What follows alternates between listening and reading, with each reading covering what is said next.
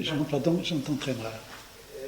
Qu'est-ce qu'entendent les mystiques chrétiens pour la nuit obscure de l'âme?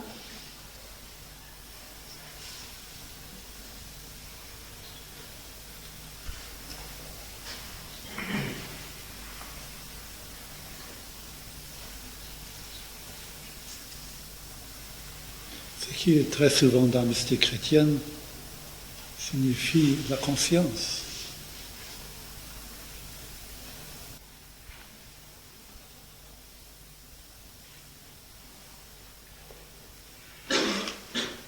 Ce n'est pas une conscience individuelle, personnelle. Je ne sais pas si je me suis bien expliqué. Les mystiques chrétiens ils parlent comme écart de la nuit obscure de l'âme. Oui.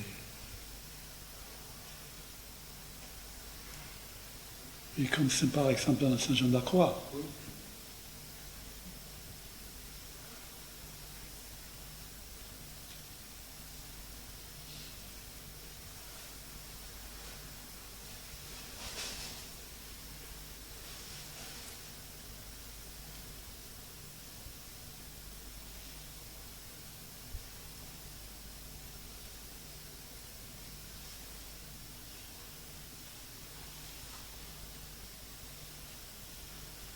Lorsqu'on est engagé dans la voie progressive, lorsqu'on a l'idée que quelque chose a changé, a transformé, à atteindre, c'est-à-dire uniquement sur un plan phénoménal, tout cela se passe dans une relation sujet-objet.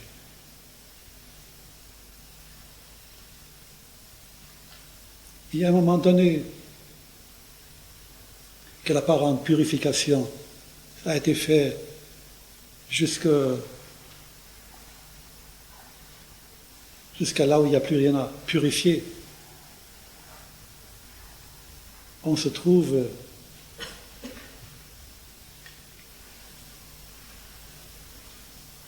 devant un drap blanc.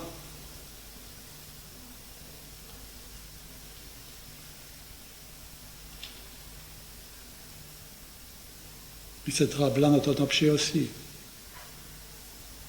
Cette absence d'objet est aussi un objet. Alors on reste constamment dans une relation sujet-objet.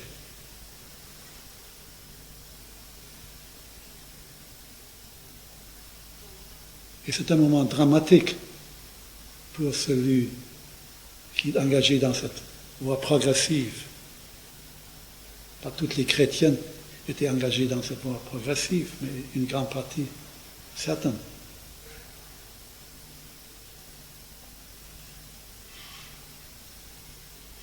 Et ce sont des moments dramatiques où vous n'en sortez pas, où très rarement on sort.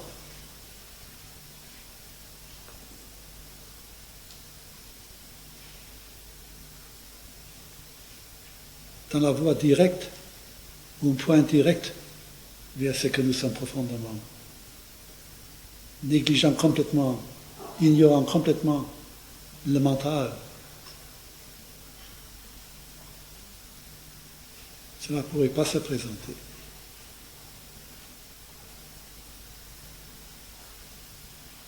Parce qu'on pointe directement vers quelque chose en nous qui est sans objet, qui n'est pas objectivé.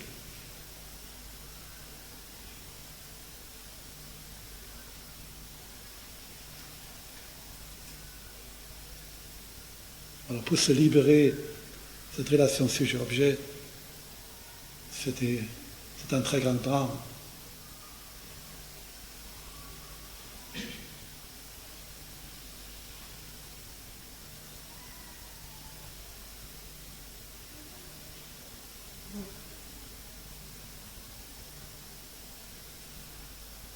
Toutes les démarches qui sont progressives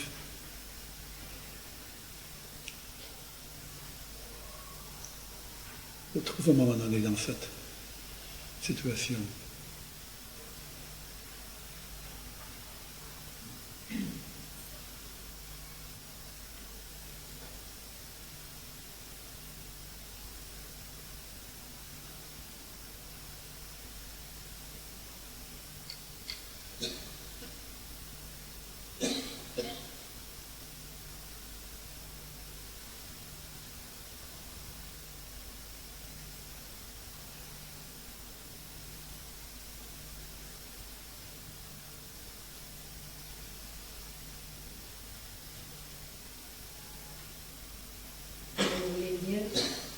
s'il y a quelqu'un pour nommer la nuit obscure, déjà, il n'a pas. Oui. Parce qu'il n'y a pas deux. S'il y a quelqu'un qui n'a rien, il n'y a pas de rien. C'est ça? Je m'entends ton nom. Je ne pas bien saisi.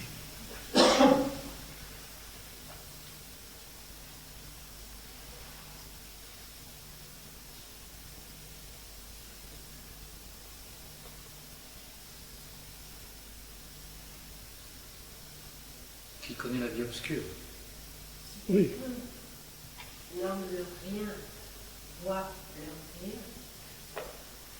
Je vais renvoyer à l'humour que ce n'est pas le rien, parce qu'il voit quelque chose qui nomme rien.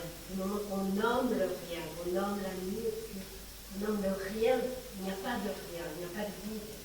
Oui, oui. C'est supercherie, du vide. À ce moment-là. Et si cette vide est encore considérée comme un objet, il y a encore quelqu'un qui voit le vide, qui est encore en relation sur l'objet, voyant les choses vues. Alors il faudrait le vu se résorbe totalement dans le voyant.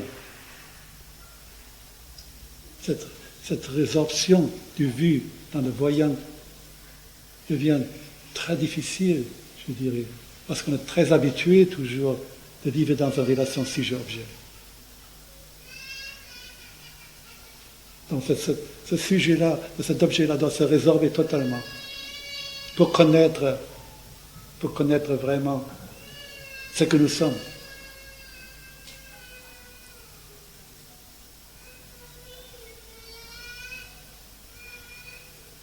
Dans cette triade, vision, voyant et chose vue, la seule chose qui existe, c'est la vision. Le voyant et la chose vue n'existent pas, elles sont illusoires. Oui. Tout ce qui existe, c'est la vision, si on peut dire. Donc tout se résorbe dans la vision. Exactement.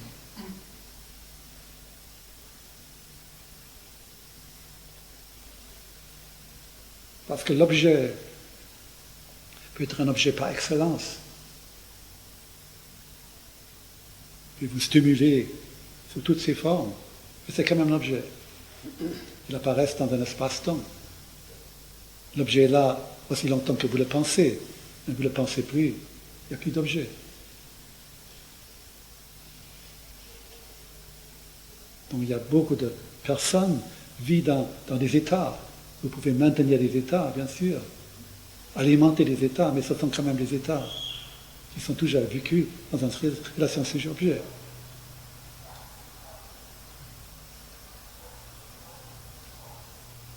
C'est ça qui crée ce moment dramatique de la nuit obscure.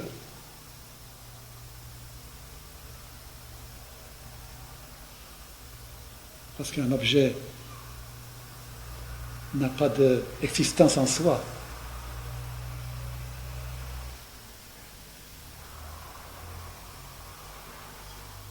Il dépend toujours de la conscience.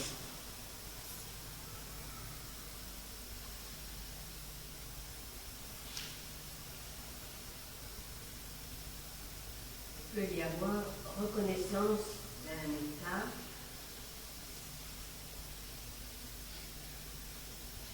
et l'enfermement en même temps, et aussi la reconnaissance de l'enfermement dans l'état. C'est toujours une reconnaissance. C'est toujours une reconnaissance.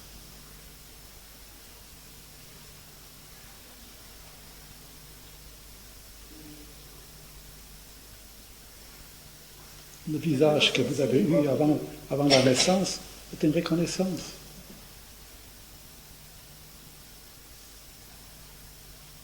Donc l'être ne se rapporte au concept de jeu alors. Être, c'est être jeu. Oui, c'est le jeu dont nous avons parlé. S'il n'y a plus de jeu, il n'y a plus d'état, il n'y a plus d'être.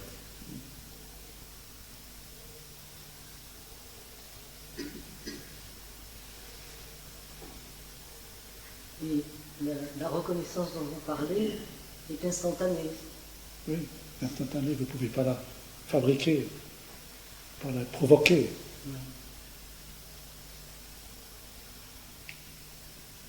C'est qui fait la limite en fait des voies progressives. On se demande même l'intérêt, puisque la relation sujet-objet est en fait même quelquefois accentuée par rapport à ce qu'elle est dans la vie courante.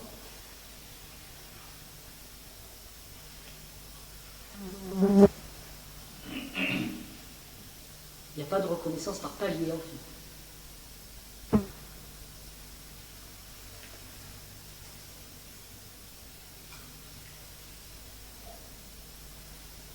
Du moment que vous abandonnez tout ce qui est objectif,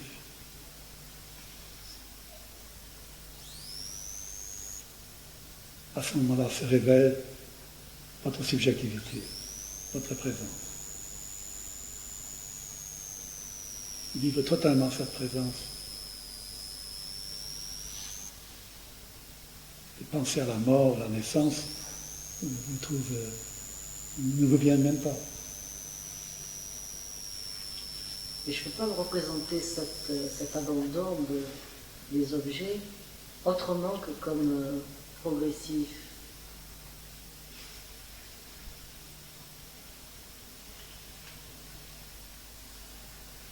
Les objets s'abandonnent parce que les objets n'ont pas d'existence en soi. En dehors de votre vision, cet objet n'existe pas. Les scientifiques affirment que cet objet existe aussi indépendamment de votre vision. Mais quand vous avez une maturité, après longue méditation et intuition, vous voyez parfaitement une chose vue, demande le voyant, une chose n'explicite pas celui qui le voit. Vous abandonnez les objets parce qu'ils n'ont pas de réalité en soi. Dépend toujours celui qui le voit.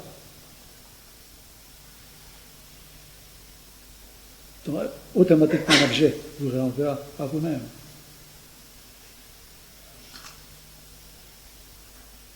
Et là, lorsque vous êtes établi dans cette présence, le problème de naissance et même mort ne pose pas.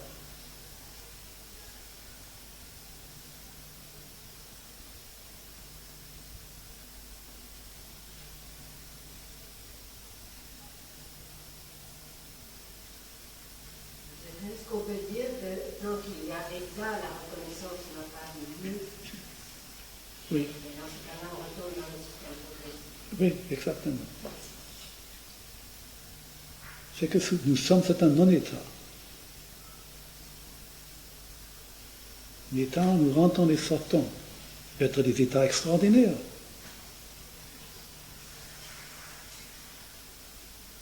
Il y a des êtres qui ont décrit des visions formidables,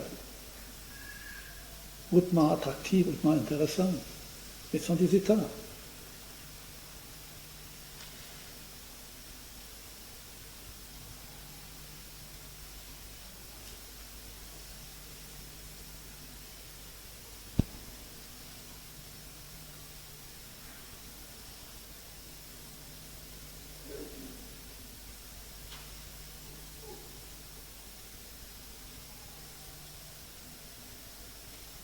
Vraiment un miracle.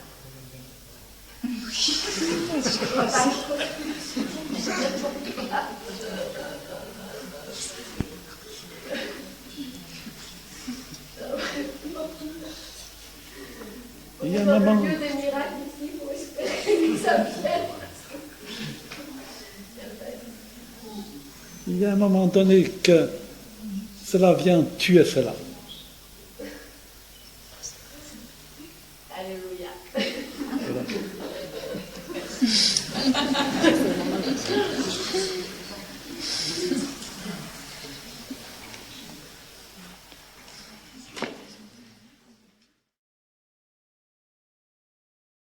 Si vous voyez une situation, et après que vous avez vu la situation totalement comme un fait accompli, une vision accomplie, là, à ce moment-là, l'action peut en découler. Cette action de juste. Et à la suite de votre observation.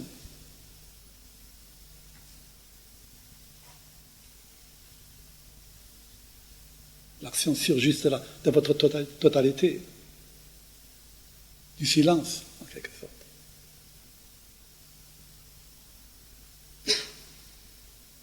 Mais en grande partie, toutes nos actions, très souvent, découlent de la réaction.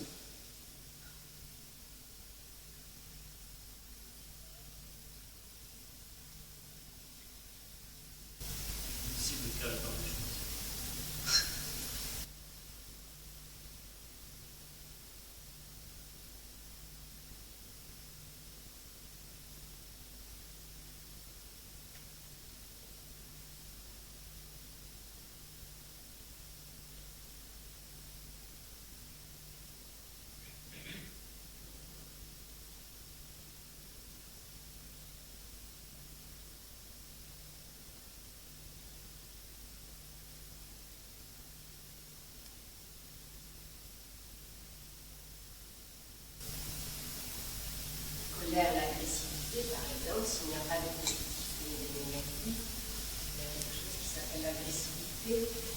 Alors, est-ce qu'elle peut être un acte juste aussi? C'est un peu facile de penser à ça. C'est dangereux de ça.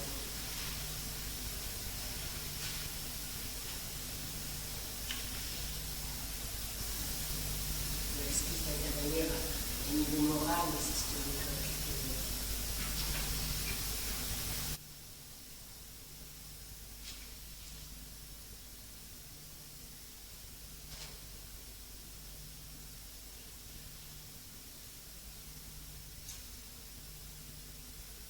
Vous êtes très souvent conscient lorsque l'action découle de votre réaction.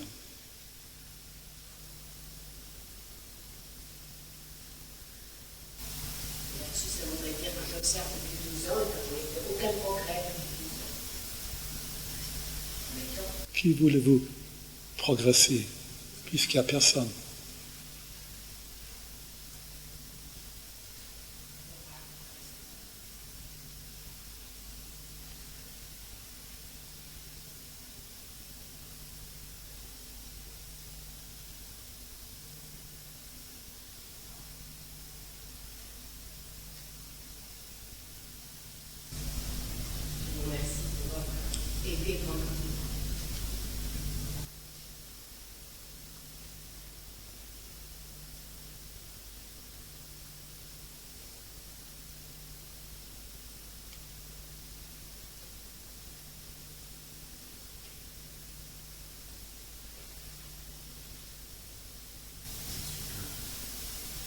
Toujours, il n'y a pas de progrès à faire, parce que personne ne fait de progrès.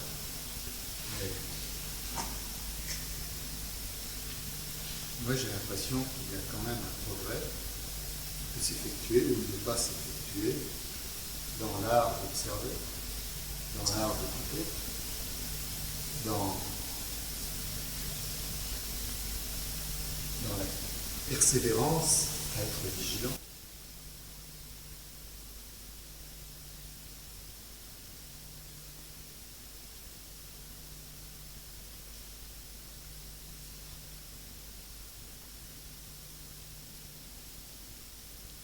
Si vous avez besoin d'un instrument pour vous exprimer,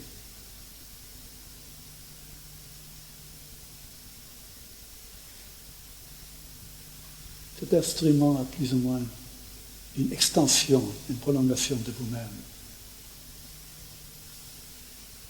Pour que cet instrument devienne une prolongation par excellence,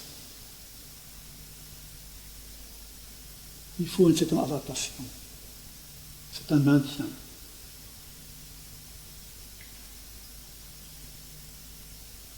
Là, on peut parler de progrès,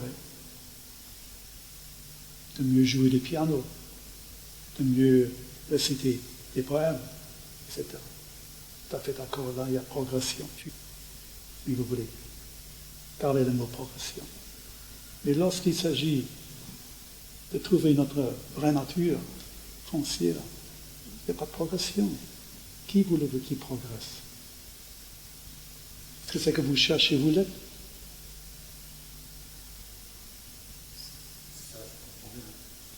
Vous l'êtes totalement. Bien sûr, dans la vie, d'apprendre une langue, il faut une technique. Bien sûr, il y a plus ou moins une bonne façon d'apprendre. C'est évident.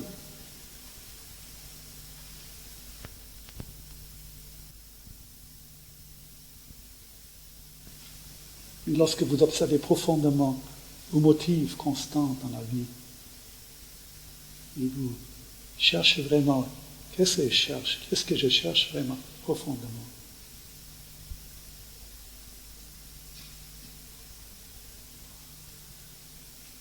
Le problème peut se poser dans l'observation elle-même. Il arrive, par exemple,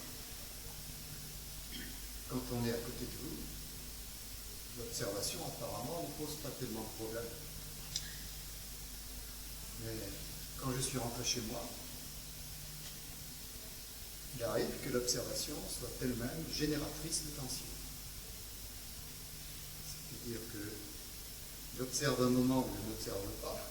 Je suis complètement pris, emballé par un sentiment, une émotion.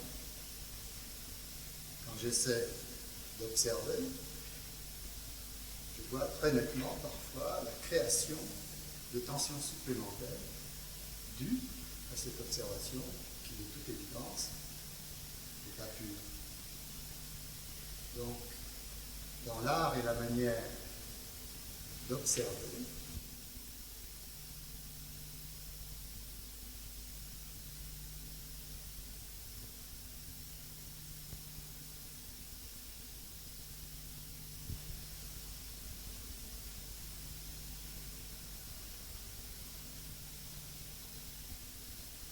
observer veut dire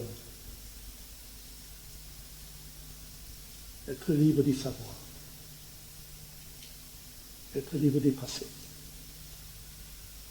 Avoir une observation de toute fraîcheur, de toute innocence.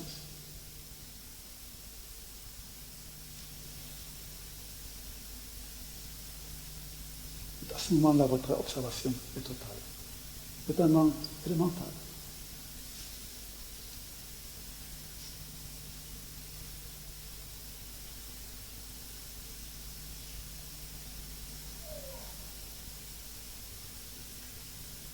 Ça, pour cette raison,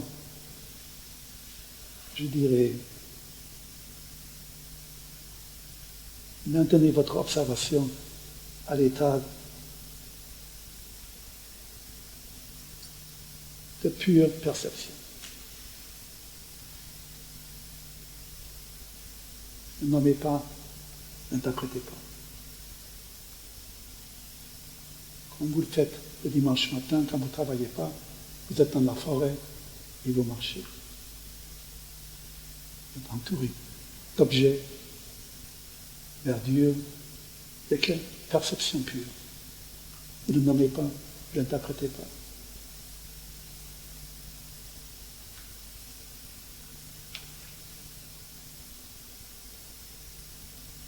Maintenir votre observation à l'état pur.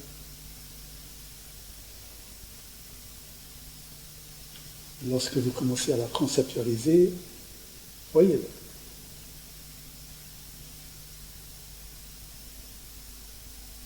C'est l'insécurité. Parce que la personne a toujours besoin de se voir dans une situation. Dans une observation pure, il n'y a pas de concept Dieu.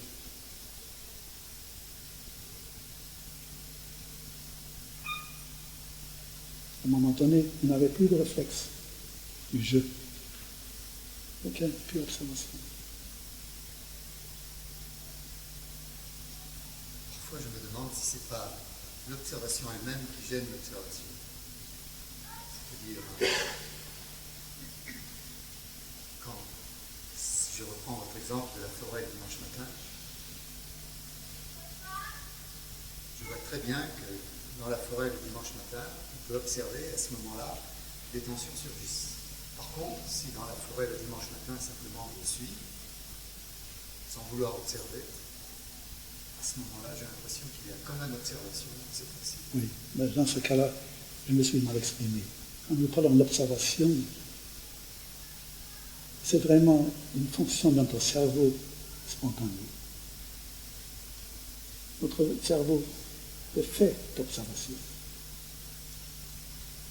C'est un don. Nous n'avons pas besoin de dire « je vais observer ». Notre temps normal est d'observation. C'est ça. Ça veut seulement de se rendre compte que nous n'observons pas. Et pas tout ce que nous connaissons dans la journée constamment est en grande partie mémoire.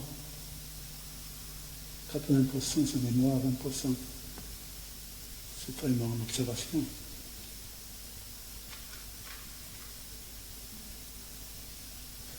Vous êtes venu une fois ici, vous regardez dans le coin et vous cessez d'observer. Le reste, dites que je suis à Gap. Et voilà.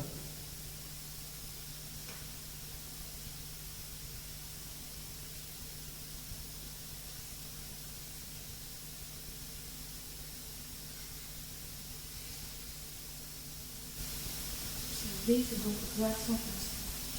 C'est voir sans penser. Oui, c'est un poète. Un poète. C'est une disponibilité. Pardon? C'est une disponibilité. Oui. On peut dire que l'observation est parfaite de tout temps Oui. et que ce sont les choses observées qui progressent au sens qu'elles deviennent plus fines.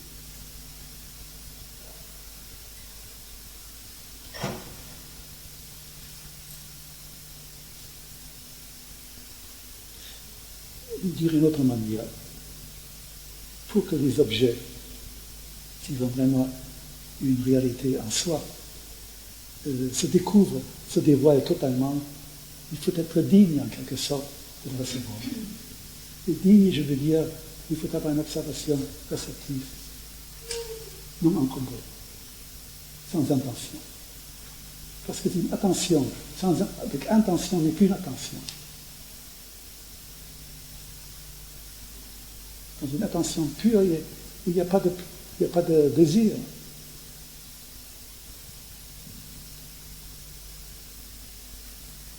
L'objet se dévoile vraiment, vous transmet son secret vraiment, lorsque vous êtes vraiment ouvert de le recevoir.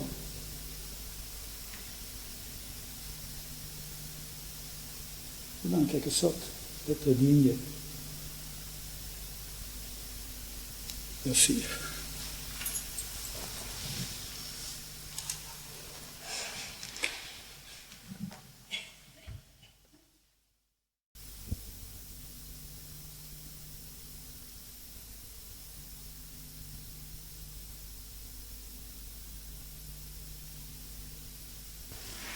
L'amour que vous portez vers un objet n'est pas l'amour.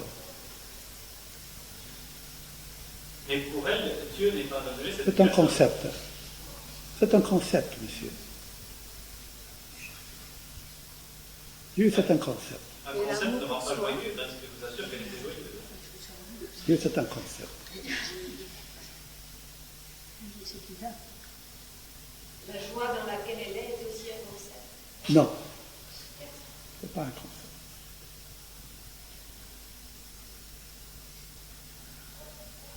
Aussi longtemps qu'il y a encore adoration, admiration, c'est encore un objet que vous admirez.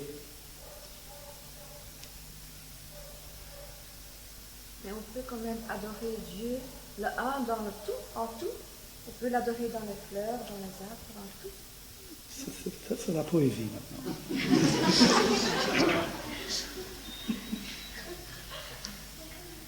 Pour parler de Dieu, il faut exactement prendre la formule de Maître Eckhart. Il faut que tu disparaisses pour que lui puisse trouver sa place en vous. Voilà exactement. La personne qui abandonne sa personnalité, son entité, là, Dieu est là. Et ça n'est plus un objet, ça n'est plus un concept.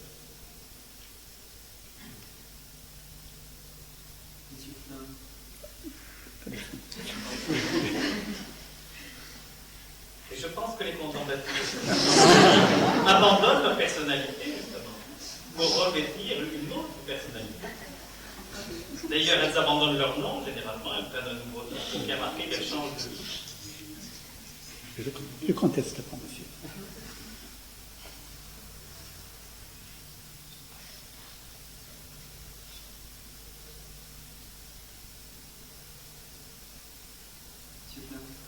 Hier, vous avez dit qu'il n'y a pas de progrès à faire, puisque tout est déjà là, et que de toute manière, il n'y a personne de progresser.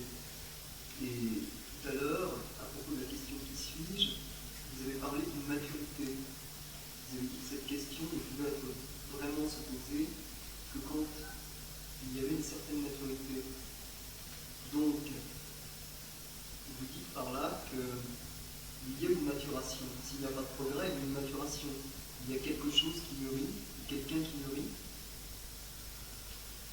Oui, cette maturation se fait lorsque vous interrogez votre vie. Vous interrogez vos motifs. Votre dynamisme, lequel vous dirigez vers telle et telle direction. Et lorsque vous l'interrogez, je veux dire par cela,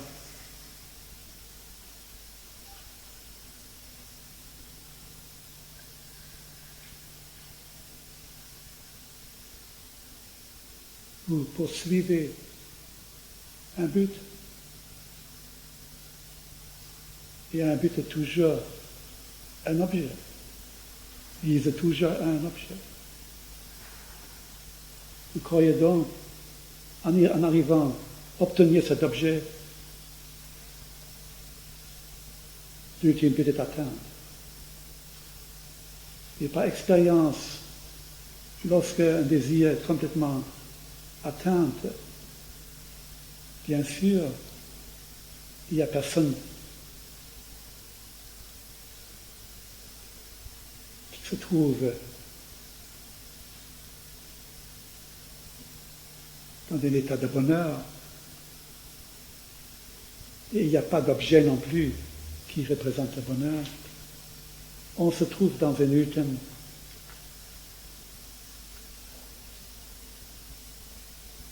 comment pourrais-je dire, dans une ultime satisfaction. Et dans cette ultime satisfaction, ni vous, ni un objet soi-disant cause pour cette ultime satisfaction n'est pas présent. Il n'y a que l'ultime satisfaction. La maturation, à un moment donné, que vous voyez cette ultime tranquillité, cette ultime satisfaction est sans cause. Ça va arriver. C'est sans cause. Aussi longtemps que vous croyez encore qu'il y a une cause, vous êtes à côté.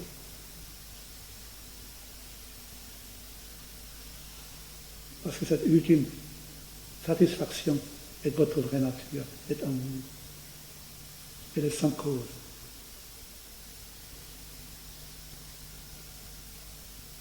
Donc, il y a un abandon, il y a un lâcher prise. C'est que j'entends pas maturation.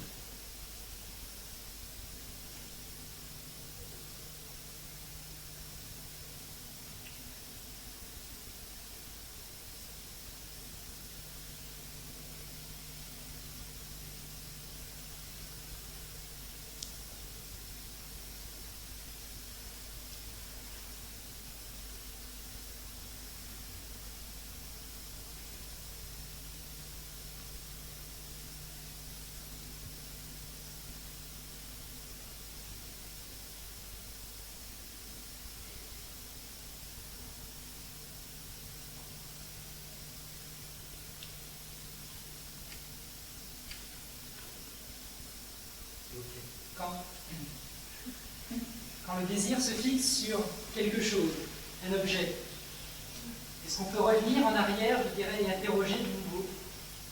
Ou est-ce qu'il est trop tard? Il faut vraiment le désir totalement. Il faut donner toute votre énergie, imagination capacité et investigation pour réaliser ce désir. Au cours de route, il y a discernement. L'objet va être abandonné, il va être plus la voiture rouge.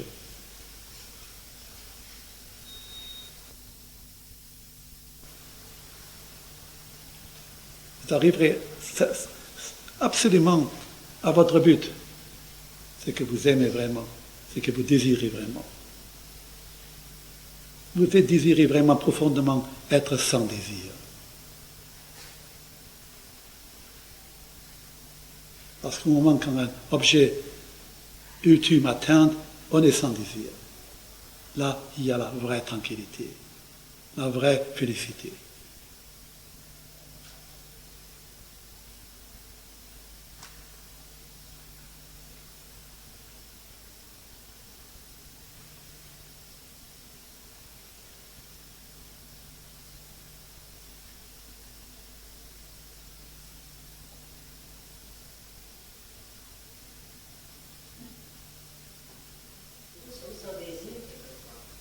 Je n'en pas donc. Il y a des gens qui sont sans désir.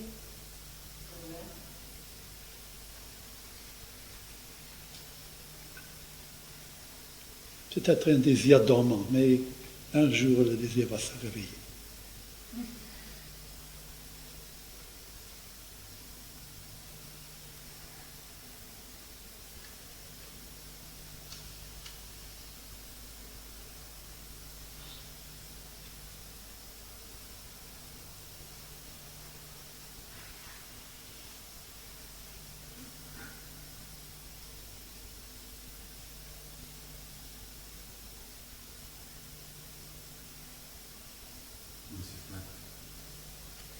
Quand on poursuit un désir, qu'on réalise ce désir, qu'on obtient la satisfaction dure un certain temps. On est pendant un certain temps sans ce désir. Et après, il y a un autre désir qui suit. Ça continue comme ça. Mais au moment que vous avez obtenu ce désir, et comme vous dites, il y a un état sans désir, lorsque vous vivez vraiment le moment de sans désir, la personne que vous croyez n'est pas présente. Et la cause n'est pas présente non plus. C'est un état totalement entre le sujet-objet. Et après, vous revenez et vous dites, c'était la voiture rouge. Ou c'était ceci ou cela. Alors vous attribuez à cet ultime désir un objet. Et ça, c'est votre problème, votre malheur. Parce que si vous l'aurez vraiment compris profondément, qu'à ce moment sans désir est totalement sans objet, sans cause, à ce moment-là, vous serez ouvert en vous à cet état qui est profond en vous, qui est sans objet, qui est sans cause. Et vous arrêterez de chercher par l'intermédiaire des objets de l'accomplissement du désir. C'est très important de comprendre ce que nous cherchons. Nous ne pouvons pas le trouver, puisque nous le sommes. C'est un être ouvert à cela.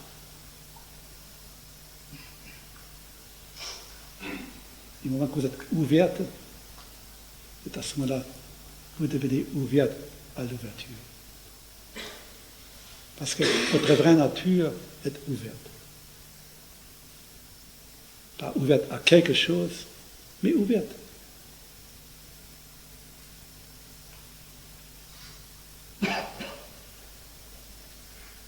Parce qu'elle n'a pas d'objet, parce qu'elle est sans objet.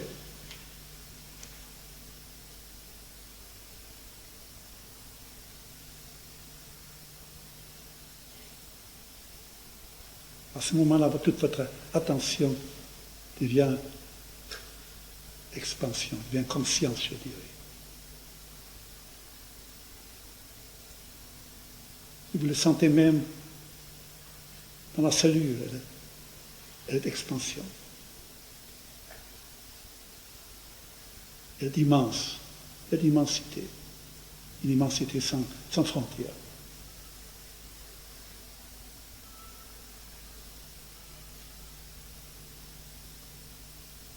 Votre cerveau fonctionne différemment.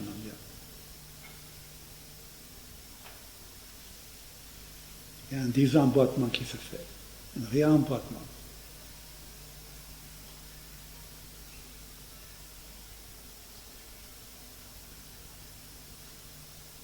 Toute votre structure devient réceptivité. Vous quittez complètement prendre, saisir, atteindre. 99% de votre énergie est en train de prendre. Excentrique.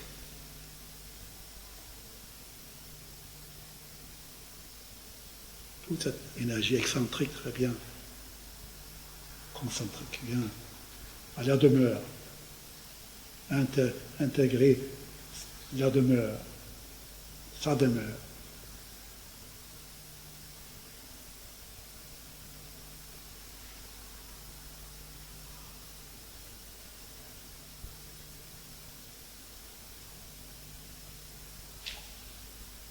Tout ça se passe dans notre plus profonde intimité. Intime, être intime.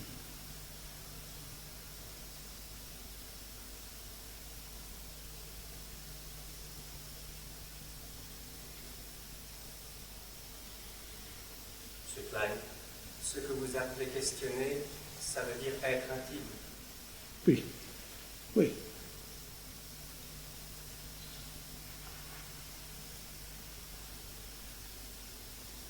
Questionner, de fond, tâtonner, toucher. Ça va faire avec notre sensation tactile. Il n'y a pas d'affirmation, il n'y a pas de saisissement. Tout est de fond, mais une forme de caresse, je dirais.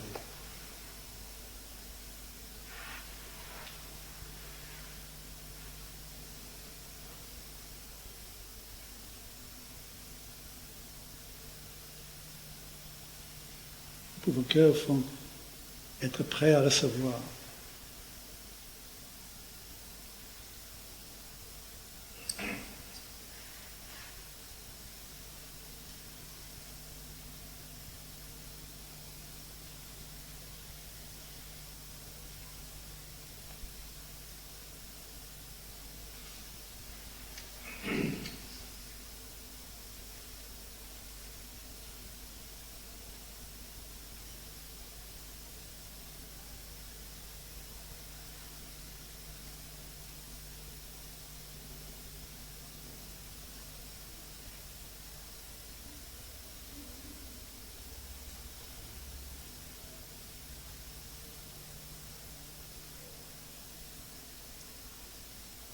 Monsieur Klein,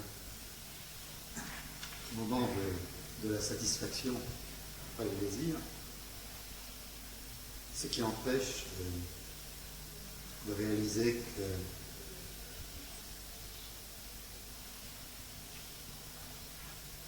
qu'il n'y a pas de cause, ou qu'il n'y a pas de personne derrière cette satisfaction, c'est simplement le manque d'ouverture. Qu'est-ce qui nous empêche à ce moment-là de nous apercevoir qu'il n'y a rien?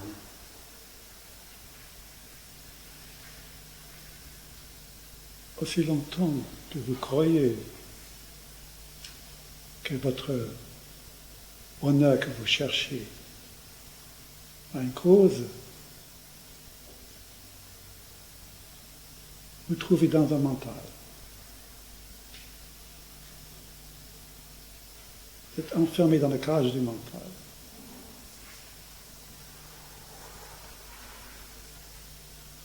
Au moment que vous avez eu, à un moment donné, l'éclair, ce que vous cherchez est en vous, est sans cause. aucun objet peut vous amener à cela. À ce moment-là, le mental abandonne. Il réalise ses limites. Parce qu'il est uniquement l'espace-temps. Votre bonheur est en dehors de l'espace-temps.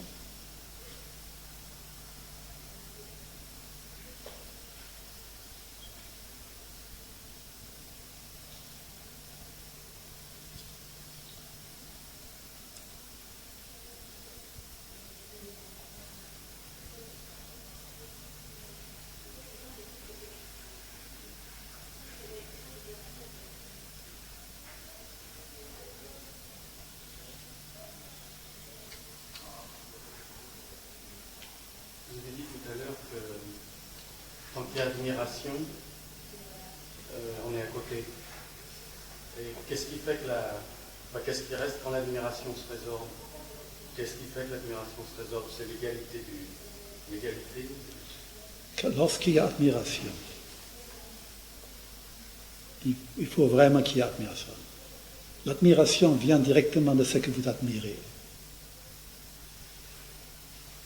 Lorsque vous avez cette conviction que l'admiration vient de l'admirer, vous donnez totalement votre intelligence, vos sensations, votre amour à cette admiration. Et vous pouvez être sûr, cela vous amène à l'admirer.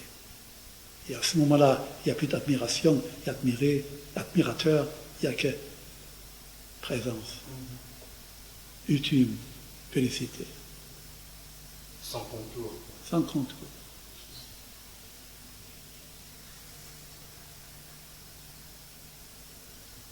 C'est la tendance à dualiser qui s'installe même dans ce domaine-là. Oui. En fait, il n'y a pas de place pour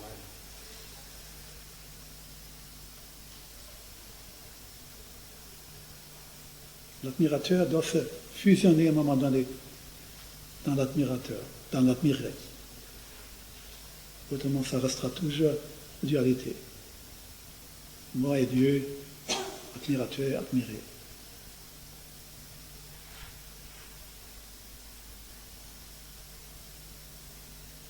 L'admirateur doit complètement disparaître. Mais c'est pas en résistant à l'admiration, c'est en la suivant, en fait, parce qu'elle fait un retour d'elle-même. Oui. Il y a des personnes qui s'y savourent dans l'admiration. Mais en fait, c'est égotique, complètement. Il faut vraiment que l'admiration, l'adoration doit complètement se fusionner dans l'adoré. Et à ce moment-là, il n'y a plus d'adoré, l'adoration. Il n'y en a plus vous. Il n'y en a plus vous.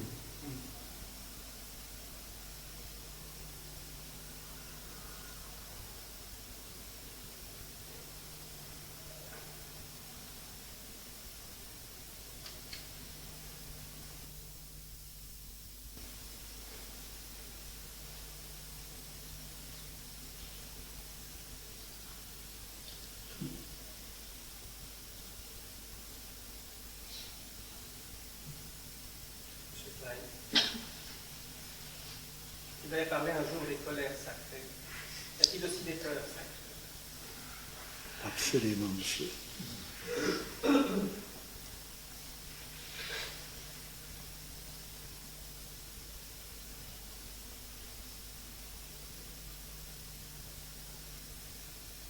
Lorsque un acteur entre en scène,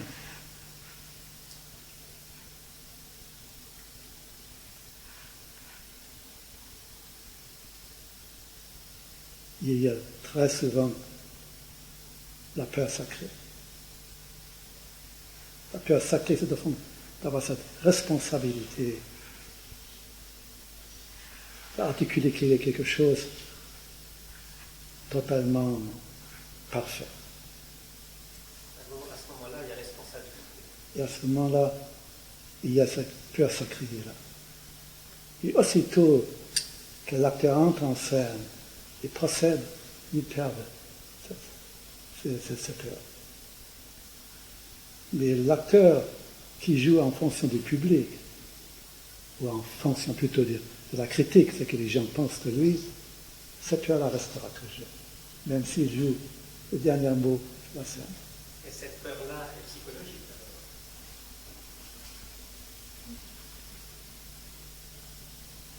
alors. Cette dernière peur psychologique. L'autre peur vient de Dieu même.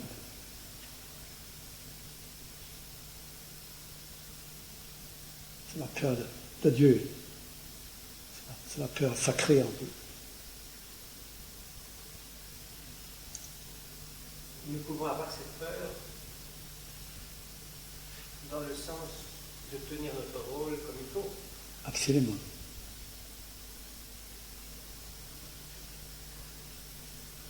De tenir le rôle, comme vous dites, comme il faut, il y a une peur sacrée. Mais cette peur-là se manifeste différemment.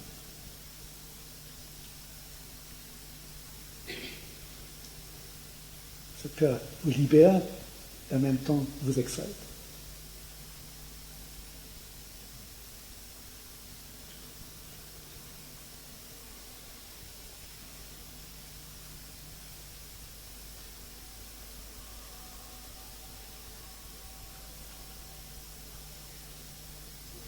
Est-ce cela qu'on appelle la crainte de Dieu? C'est un langage plus courant.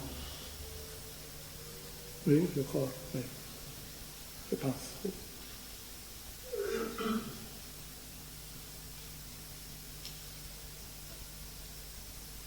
Mais c'est une peur très saine.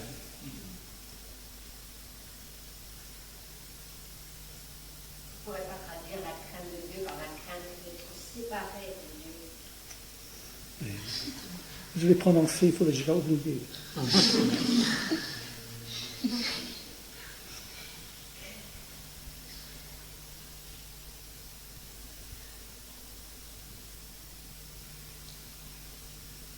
La tranquillité reste-t-elle pour elle-même un mystère?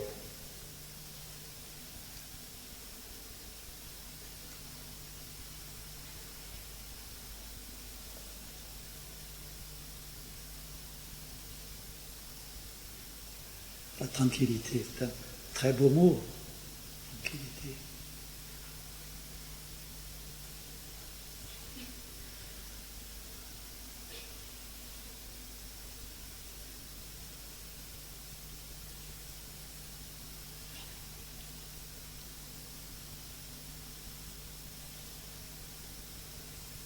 Lorsque vous êtes établi dans votre vraie nature, c'est-à-dire dans l'absence de pas dans vous-même, il y a la tranquillité.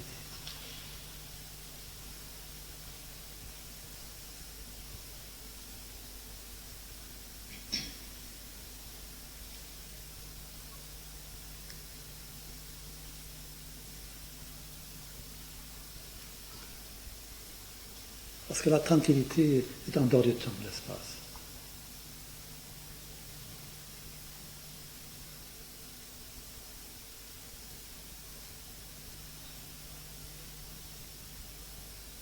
La tranquillité était avant que les objets aient été créés. Il y avait d'abord la tranquillité.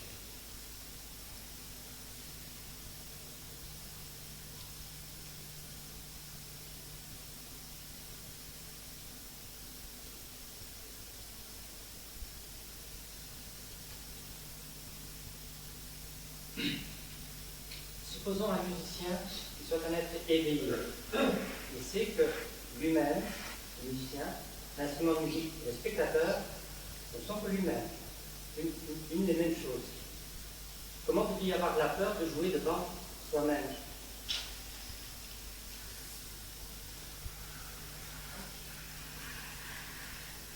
Le jeu sera un acte d'amour sans peur.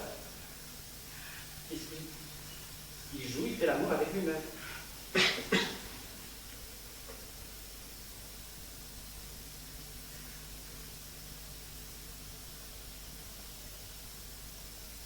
Il y a là un très grand aspect de l'œuvre qui est dans l'acte sacré, dans la peur sacrée. Il y a là aussi un respect de l'œuvre. Ce respect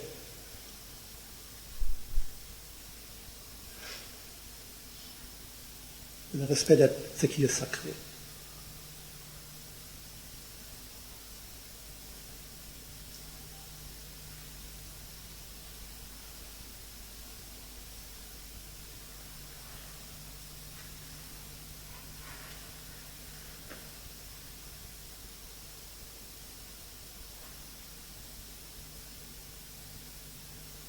Lorsqu'un musicien a totalement saisi le contenu de l'œuvre dans toutes ses subtilités, son profond désir est de le transmettre, de l'offre avec de totale compréhension.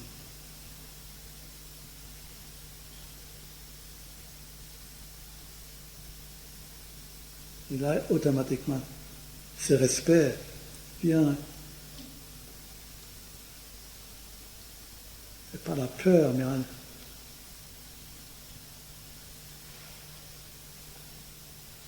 une attention. Il ne voulait pas la manquer.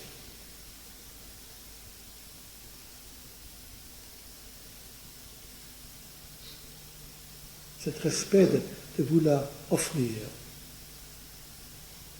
Il y a à la fois cet respect devant l'œuvre et aussi le respect devant ceux qui l'écoutent.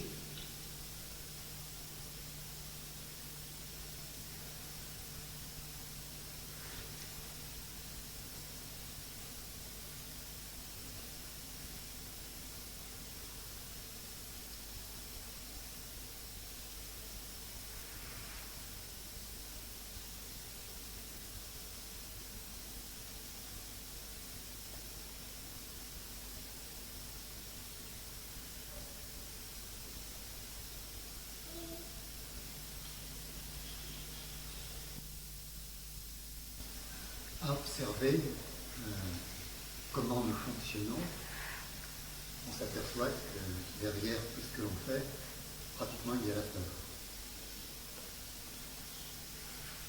D'autre part, quand la peur agit, j'ai l'impression qu'elle dommage les organes du corps, la physiologie. Alors, observer la peur, observer le fonctionnement, et laisser la peur s'exprimer davantage, parce que comme d'autre part cette peur ne va pas disparaître instantanément, il va y avoir un moment pendant lequel la peur va augmenter.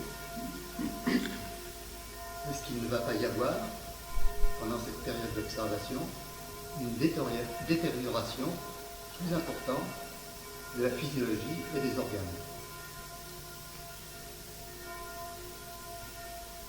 Lorsque la peur est vue par notre totalité, il n'y a pas d'augmentation de la peur.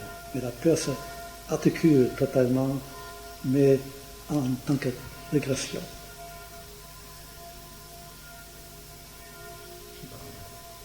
Et je ne pense pas qu'une observation de voir comment vous fonctionnez est déjà imprégnée de la peur. Non. Non, ça je ne crois pas. En tout cas, ce n'est pas une expérience. Quand vous l'expérimentez vraiment, vous observez la peur, cette observation n'est pas imprégnée de peur. Cette observation est totalement en dehors du processus. Autrement, ce n'est pas une observation. C'est encore un objet qui observe. Très souvent, ce que nous appelons sujet, maintenant qu'un objet aussi.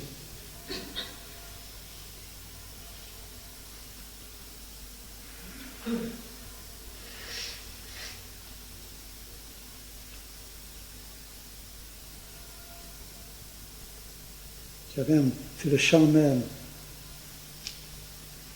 lorsqu'il y a une prise de conscience de cette montée de la peur, il y a immédiatement cessation. C'est comme comme un baromètre que vous mettez dans l'eau froide.